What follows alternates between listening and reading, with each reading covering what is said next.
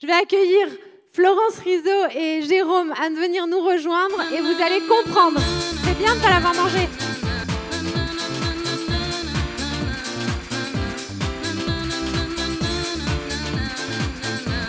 N'oubliez pas de prendre un micro.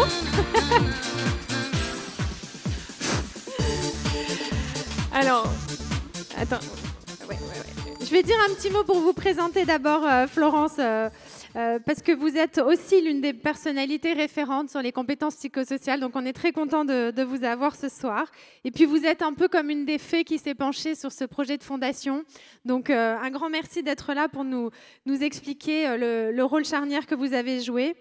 Donc vous l'avez compris, cette fondation, mais vous allez dire mieux que moi, a vocation à faire connaître et à financer les compétences psychosociales.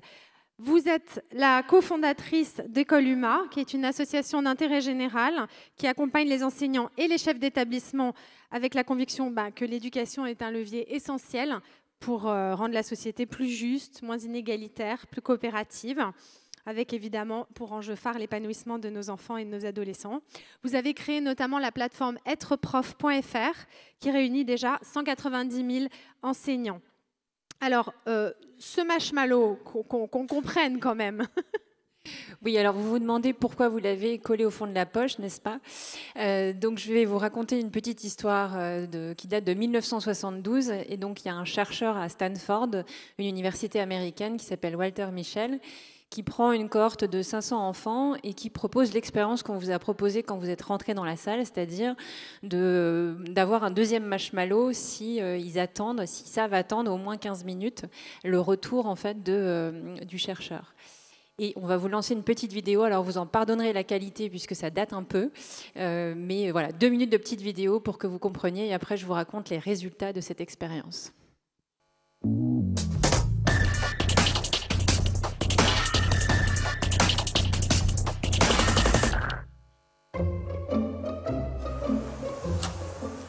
Okay, sit in that chair. All right, here's the deal. Marshmallow for you. You can either wait, and I'll give you another one if you wait, or you can eat it now. When I come back, I'll give you another one, so then you'll have two. But stay in here and stay in the chair till I come back, okay? All right.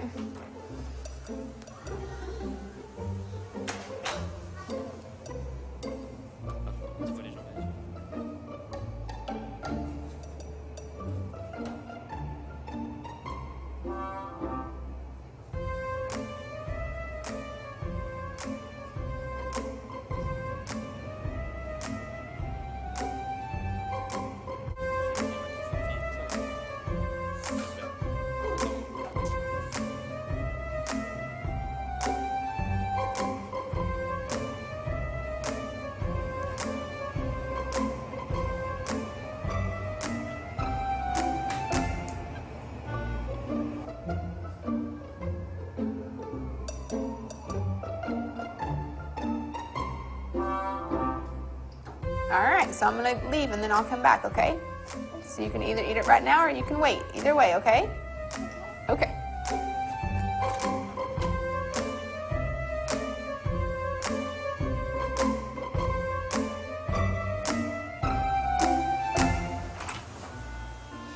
How'd you do?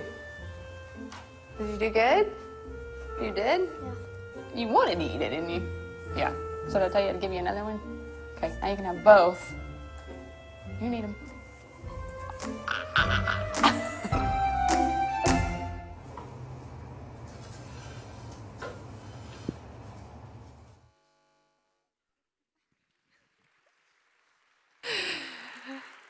Alors, est-ce que j'ose vous poser la question, combien de personnes ici a encore son chamallow dans la poche? Ah, pas mal. Alors, le résultat de l'expérience, à l'époque, c'est qu'un tiers seulement de ces enfants, qui sont adorables, n'est-ce pas, ont réussi à ne pas craquer. Et le plus intéressant, c'est que Walter Mischel est retourné voir ses enfants à l'adolescence, donc une dizaine d'années après. Et ce qu'il a pu observer, c'est que les enfants qui avaient résisté, en fait, avaient à la fois plus d'amis et de meilleures notes à l'école. Et il est retourné les voir à l'âge adulte. Et là, les résultats, c'est que ceux qui avaient réussi à résister étaient plus diplômés, en moyenne plus riches et étaient en meilleure santé. Alors, bien sûr, des années après, il y a eu une petite remise en question de ce test parce qu'il avait oublié certaines variables, notamment la variable socio-économique. Mais globalement, quand même, ce que nous montre cette expérience, et promis, vous aurez le deuxième chamallow si vous avez joué le jeu, c'est qu'il y a une compétence clé dont Vanessa a parlé tout à l'heure, qui est la maîtrise de soi, c'est-à-dire la capacité à gérer ses impulsions et à atteindre ses buts. Et James Heckman, qui est un prix Nobel d'économie, a montré en fait que ces compétences-là étaient parfois beaucoup plus prédictives de la réussite que le quotient, le fameux quotient intellectuel. Donc ce qui est intéressant, c'est que ces compétences, alors on peut les appeler, les Américains sont plus simples que nous, nous on a fait un truc jargonneux, compétences psychosociales. Les Américains, ils ont dit life skills, compétences de vie. Et effectivement, en fait, ces compétences, c'est des compétences essentielles pour construire son avenir, construire ses relations, se développer normalement dans une vie de tous les jours. Et donc, j'ai deux nouvelles en fait pour vous. La première, qui est une bonne nouvelle, c'est que ce sont des compétences qui sont malléables, c'est-à-dire qu'on peut les développer dès le plus jeune âge. Il y a des programmes pédagogiques qui permettent de développer ces compétences. On a vu un exemple juste avant. Donc ça, c'est la bonne nouvelle. La mauvaise, c'est que pour l'instant, en France, en fait, on a un sous-investissement sur ce sujet-là. Souvent, on a du mal à le comprendre, à l'appréhender. Et pourtant, ces compétences, on l'a vu, elles sont absolument essentielles pour se construire dans la vie. Elles sont universelles. Elles permettent pas juste de prévenir, effectivement, le harcèlement, les conduites à risque, etc. Mais elles permettent tout simplement de grandir et de s'épanouir tout au long de la vie. Et donc, tout l'enjeu de la création du fonds Tout pour être heureux, c'est justement d'essayer de soutenir l'ensemble de ces initiatives qui sont aujourd'hui prouvées scientifiquement comme étant valides et efficaces, de les soutenir pour avoir tout un écosystème en France d'acteurs capables de porter le développement de ces compétences pour tous les jeunes de ce pays. Et donc, voilà, Jérôme a décidé à l'issue du film d'initier cette fondation. Je vais lui laisser la parole. Et donc, il m'a embarqué dans son aventure. Et donc, ça fait quelques mois qu'on travaille sur ce sujet-là. Merci Jérôme et bravo. Alors Jérôme, est-ce que tu peux nous dire un peu comment ça a résonné pour toi avec ton histoire et effectivement pourquoi tu as décidé de t'engager sur ce sujet et de lancer la fondation sur ce sujet précisément? Alors, les compétences psychosociales, bon, je fais partie de ceux qui trouvent que c'est un mot jargonneux, il n'y a pas de souci là-dessus. J'ai découvert ça à force de faire des ciné-débats dans toute la France, à force de rencontrer de nombreux acteurs de la famille, de la santé. J'ai découvert ça aussi.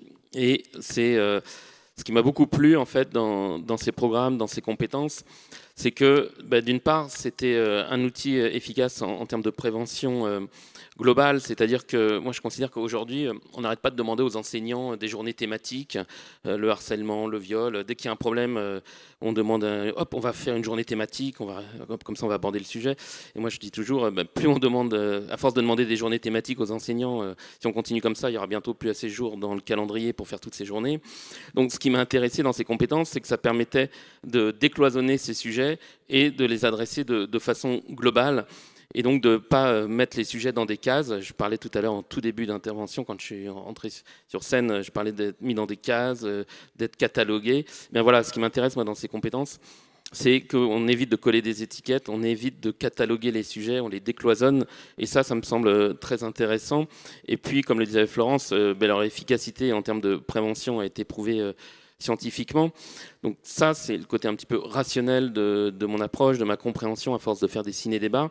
Et bien sûr, à titre personnel, ça me parle aussi, parce que voilà, mon frère, je me souviens très bien, il m'avait dit un jour, tu fais chier, je peux rien te cacher, Jérôme. Et en fait, il y a quelque chose qui m'avait caché, et je comprends toujours pas comment je suis passé à côté, c'est ces angoisses. J'avais complètement sous-estimé ces angoisses. J'avais pas vu à quel point ça pouvait devenir un enfer au quotidien. Et ça, les angoisses, les terrains de vulnérabilité de chacun, en fait, les angoisses, ça en fait partie, le stress, les angoisses, c'est héréditaire. Ça, pour moi, c'est quelque chose d'important et c'est le premier volet de la fondation, c'est agir sur la personne et ses terrains de vulnérabilité, notamment les angoisses, par exemple. Et les compétences psychosociales, ça permet de travailler ça, comme ça a été dit juste avant. Le deuxième axe de la fondation, et qui a été dit aussi avec nos intervenantes, c'est l'environnement.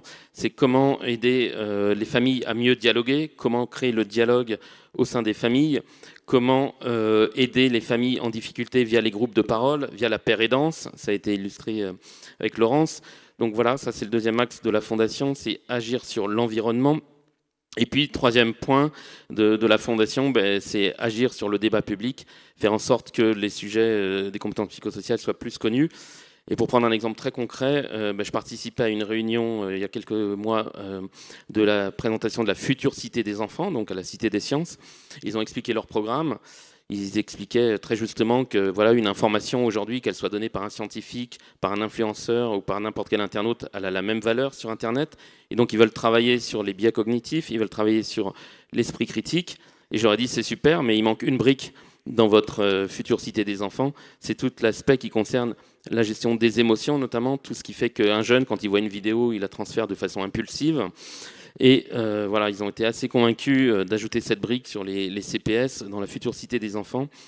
Et voilà, c'est pour moi la Fondation, elle a pour objectif d'avoir cette approche systémique la plus globale possible, donc en jouant sur la personne, ses terrains de vulnérabilité, en jouant sur l'environnement et en jouant sur le débat public pour faire évoluer la connaissance sur les compétences psychosociales et sur les comportements à risque. Alors à côté de moi, il y a Florence, qui m'a beaucoup aidé, qui a ouvert beaucoup de portes. Mais la Fondation, aujourd'hui, c'est déjà plusieurs personnes qui s'engagent bénévolement. Il y a dans la salle, elles sont toutes là. Il y a Octavie Baculard, de l'agence Kimso. C'est une agence qui travaille sur l'évaluation d'impact des actions, parce que c'est bien de soutenir des actions, mais c'est quand même aussi bien d'évaluer leur impact. Donc voilà, c'est Octavie.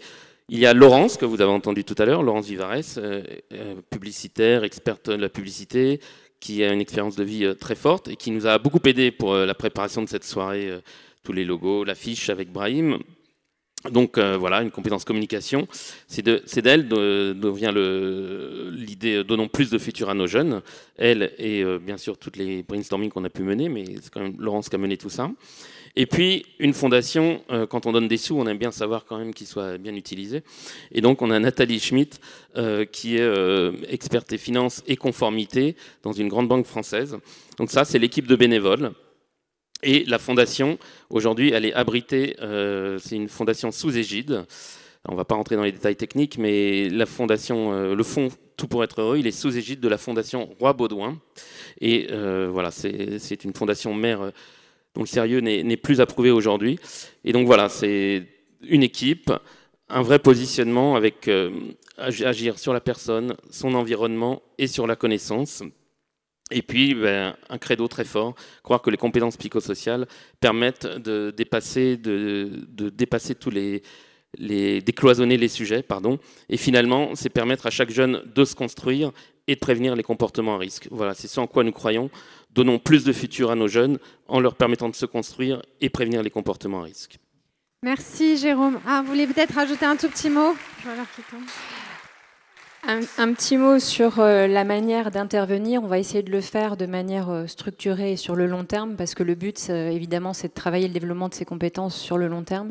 Donc voilà, une stratégie de fondation qui va permettre d'accompagner des projets dans la durée et avec on le dit, un appel à rejoindre le projet. Voilà, j'allais vous parler du petit souvenir que vous aviez tous sur votre siège, ce petit marque-page. Comme la soirée passe vite, je vous laisse découvrir, quand vous rentrerez chez vous, la première proposition qui est faite. Vous verrez, ça vous encourage à mettre en œuvre les CPS auprès d'un jeune autour de vous, mais je ne vous en dis pas plus. Pour la deuxième action, là, je vous laisse la parole. Puisque vous êtes là, on va en profiter. Donc effectivement, cette soirée, on ne l'a pas organisée pour en faire un téléthon ou une collecte aux dons où on regarde le compteur toutes les minutes. Mais bien sûr, on fait un appel aux dons et à nous rejoindre dès maintenant. L'objectif à très court terme, c'est d'arriver assez vite à 100 000 €. On a déjà un quart. Donc l'objectif, c'est d'arriver assez vite à 100 000 euros. Vous avez un QR code qui a dû s'afficher, qui est présent sur le marque-page. On va l'afficher. Et voilà. Tout ceci, c'est repris sur le site du film. Il y a une page fondation sur toutpourêtre-heureux.film où vous retrouverez toutes les informations pour faire un don et vous engager, rejoindre la fondation dès maintenant et donner plus de futur à nos jeunes. Florence, tu veux peut-être dire un mot sur le plus moyen et long terme par rapport aux dons? Ou tu veux que je le dise? C'est de l'impro en partie. Je peux le dire. Vas-y, c'est toi qui portes ça. Donc voilà, l'objectif à court terme, c'est d'arriver assez vite à 100 000 euros. Je vous disais qu'on a un quart. Et notre objectif, c'est pas d'essaimer et de soutenir des dizaines et des dizaines de projets, mais c'est plutôt d'essayer d'en avoir 3 ou 4, de les soutenir dans la durée, sur au moins 3 ans, pour avoir une action vraiment efficace. Et pour ça, l'objectif, ça va être d'arriver assez vite ensuite à 1 million d'euros. Donc, je pourrais vous dire fin de l'année prochaine, mais je ne sais pas si je serai à nouveau fou, parce qu'on a commencé cette soirée en disant que j'étais fou. Alors, voilà, mais bon, un fou quand même assez raisonnable, vous en conviendrez. Bon, le message est passé, je crois. Merci infiniment, Jérôme et Florence. On arrive à la fin de cette première partie de soirée. Merci Marielle pour tes dessins. Peut-être qu'on aura encore la chance d'en avoir un, je ne sais pas. Oui. Voilà, merci de nous avoir accompagnés déjà dans cette première partie de soirée. Jérôme, on te laisse lancer le film. Un grand merci à tous à nouveau.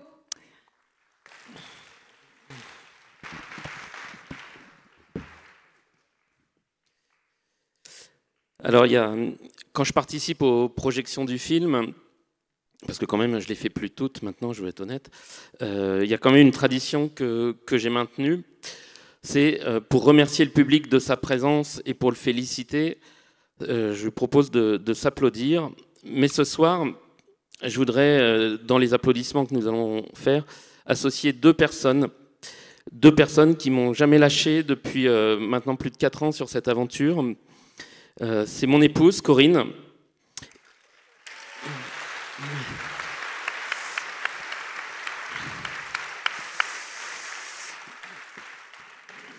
Corinne qui est biologiste, donc quand vous allez dans les labos médicaux faire une prise de sang, voilà, vous croisez des personnes comme Corinne.